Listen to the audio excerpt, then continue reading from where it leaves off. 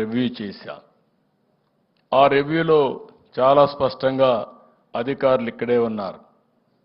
Director ఉన్నారు, commissioner ఉన్నారు, secretary గారు ఉన్నారు, మినిస్టర్ గారు ఉన్నారు. అందరికీ ఒక దశ దిశ నిర్దేశించాను. వే ఫార్వర్డ్ ఇచ్చాను. పేరుకు కార్యక్రమాలు కాదు, ఫలితాలిచ్చే కార్యక్రమాలుగా ఉండాలి. మనం చేసే ప్రతి ఒక్క పని తద్వారా గిరిజనుల జీవన ప్రమాణాల్లో మార్పు తీసుకురావాలి. ఈ రోజు ఎట్టుందో ఒక సంవత్సరంలో ఏ విధంగా మార్పు తీసుకొస్తామో ఆ ఒక్క సంవత్సరం తర్వాత ఏ విధంగా చేయాలనో చాలా స్పష్టంగా ఆదేశాలు ఇచ్చా. అవి చేస్తామని చెప్పి కూడా నేను మీకు తెలియజేస్తున్నా. నా ఉద్దేశం ఒకటి, జీరో పావర్టీ అంటే పేదరికం లేని సమాజం. ఇది సాధ్యం. ఈ టెక్నాలజీ ఏజ్లో ప్రతి ఒక్క కుటుంబాన్ని కంప్యూటర్లో పెట్టుకొని మేమేమి ఇచ్చాం, మీకు ఎట్లా పనిచేసింది, మళ్ళీ మీ జీవన ప్రమాణాలు పెరిగాయా, మీ జీవన ప్రమాణాల్లో అనేక విషయాలు ఉన్నాయి. మీ ఆరోగ్య విషయాలు, ఆర్థిక విషయాలు, లేకపోతే మీ కుటుంబంలో కావలసిన వస్తువులు ఉన్నాయి. కొన్ని ప్రాంతాల్లో మనం చూస్తున్నాం ఇంకా కరెంటు లేని ఇండ్లున్నాయి. అదే మాదిరిగా మరుగుదొడ్డి లేని ఇండ్లున్నాయి. ఇంకో పక్క ఇండ్లులోని పేద కుటుంబాలు ఉన్నాయి. అంటే ఇవన్నీ కూడా కనీస అవసరాలు. తాగునీరు లేని గ్రామాలు ఉన్నాయి. అంటే తాగునీరు కూడా మీ ఇంటి దగ్గర కొళాయి లేని గ్రామాల ఇళ్లున్నాయి. నేను అందుకనే ఒకే నిర్ణయం చేశాం. ఒక ఇంటికి కనీస అవసరాలు ఏమేం కావాలనో అవన్నీ నెరవేర్చే బాధ్యత తీసుకుంటాం. అది అయిన తర్వాత ఆ కుటుంబాన్ని ఆర్థికంగా పైకి తీసుకురావాలంటే ఏమేం చేయాలో అవి కూడా చేస్తాం.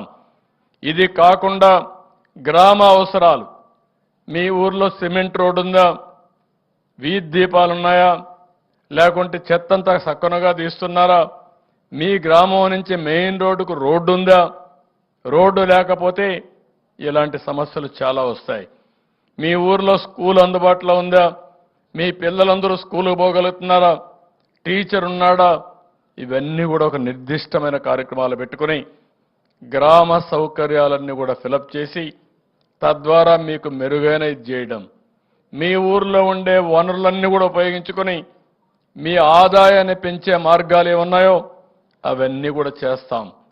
అదే సమయంలో మీ ఊరు నుంచి మీరు మండల కేంద్రానికి రావాలన్నా, హాస్పిటల్కి పోవాలన్నా, మార్కెటింగ్ వస్తువులు తీసుకుపోవాలన్నా ఎలాంటి ఇన్ఫ్రాస్ట్రక్చర్ క్రియేట్ చేయాలన్నా అవన్నీ చేస్తామని చెప్పి కూడా నేను మీకు తెలియజేస్తున్నా.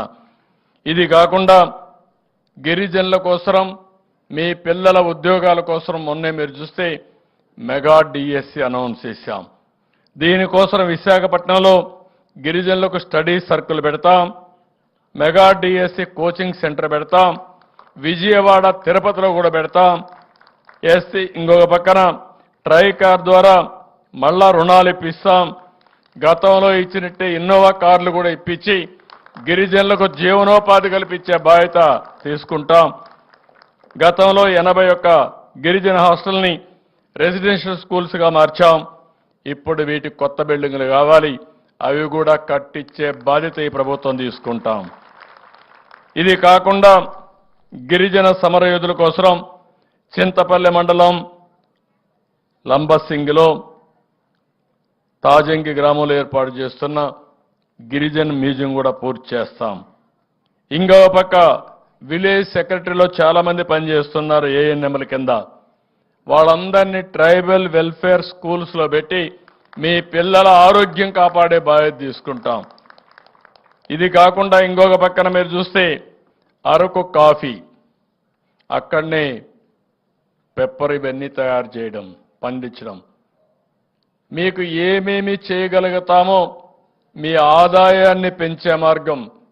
ఒక రోజున అరకు కాఫీ ఈరోజు కొన్ని షాపుల్లో ఉంది, కానీ ఇది ఇండియాలో ఉండే అన్ని షాపుల్లో పెట్టి ప్రపంచంలో ఉండే ముఖ్య నగరాల్లో పెట్టే బాధ్యత తీసుకొని అరకు కాఫీకి ప్రపంచవ్యాప్తంగా గుర్తింపు తీసుకొస్తామని చెప్పి కూడా నేను మీకు తెలియజేస్తున్నా.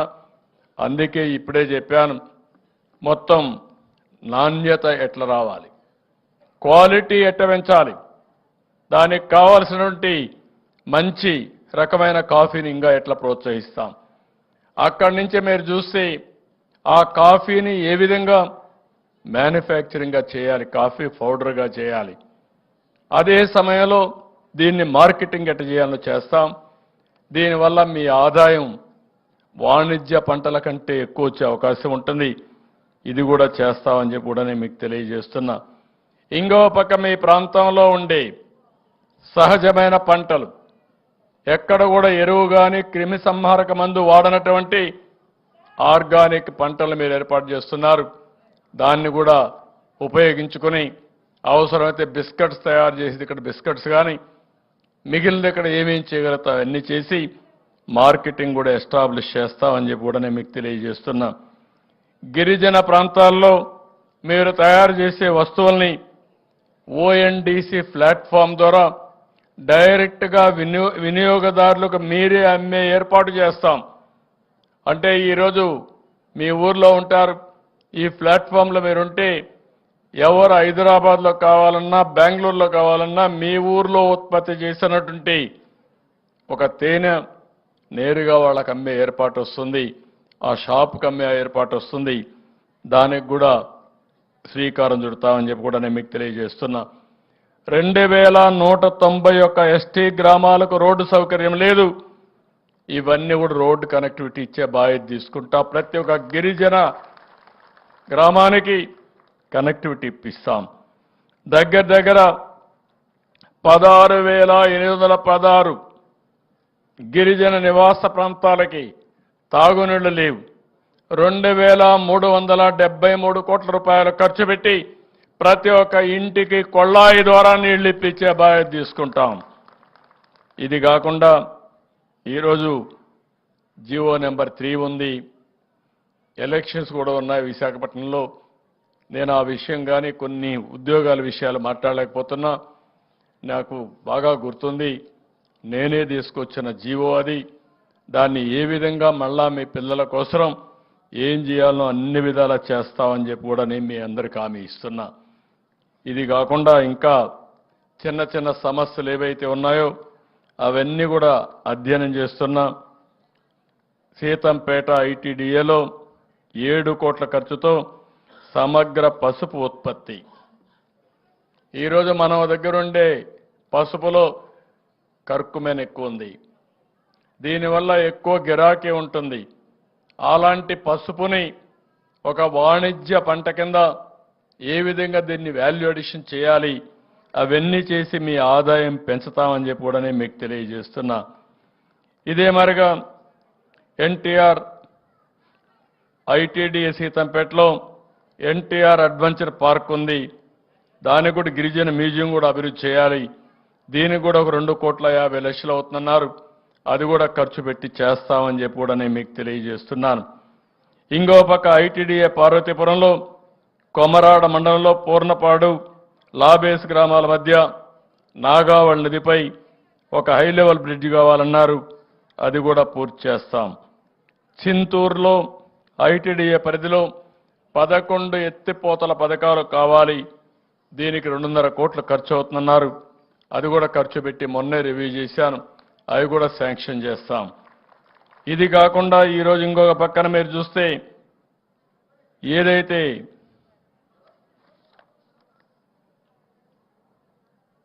పాడేరులో మెడికల్ కాలేజ్ ఉంది, నేను అది కూడా నిర్ణయం చేశాం. 500 కోట్ల రూపాయలతో ఆ మెడికల్ కాలేజీని పూర్తి చేసే బాధ్యత కూడా ఈ ప్రభుత్వం తీసుకుంటుంది. ఇంకొక పక్కన మీరు చూస్తే 418 ఏకోపాధ్యాయ పాఠశాలలు ఉన్నాయి. 50 కోట్ల అంచనాతో భవనాలు పూర్తి చేసే బాధ్యత కూడా తీసుకుంటాం. అల్లూరి సీతారామరాజు జిల్లా ప్రధాన కేంద్రాల్లో 3 ప్రధాన రహదారులు కారిడార్స్ని 50 కోట్ల రూపాయలు ఖర్చు అవుతుంది. అది కూడా పూర్తి చేస్తాం. ఏజెన్సీ ప్రాంతంలో ముఖ్యంగా పాడేరు ఏరియాలో 10 కోట్ల ఖర్చు పెట్టి ఆ ప్రాంతంలో టూరిజాన్ని పూర్తిగా అభివృద్ధి చేస్తాం. అరకు ప్రాంతం కూడా టూరిజానికి బాగా అనుకూలమైన ప్రాంతం. ఇవన్నీ కూడా వర్కౌట్ చేస్తాను. నేను ఈ నిర్ణయాలన్నీ ఎన్నికల రాకమునిపై నిర్ణయించాను, రివ్యూ మీటింగ్లు అనౌన్స్ చేశాను. అందుకే మళ్ళా మీ ముందర కూడా చెప్తున్నా, ఇవి కాకుండా ఒకటే మీ అందరికీ విజ్ఞప్తి చేస్తున్నా. ఈ ఆదివాసీ దినోత్సవ సందర్భంగా మీ అందరికీ శుభాకాంక్షలు తెలియజేయడమే కాకుండా ఒక నిర్దిష్టమైన ప్రణాళికతో గిరిజనులకు అభివృద్ధి చేసే బాధ్యత మేము తీసుకుంటాం.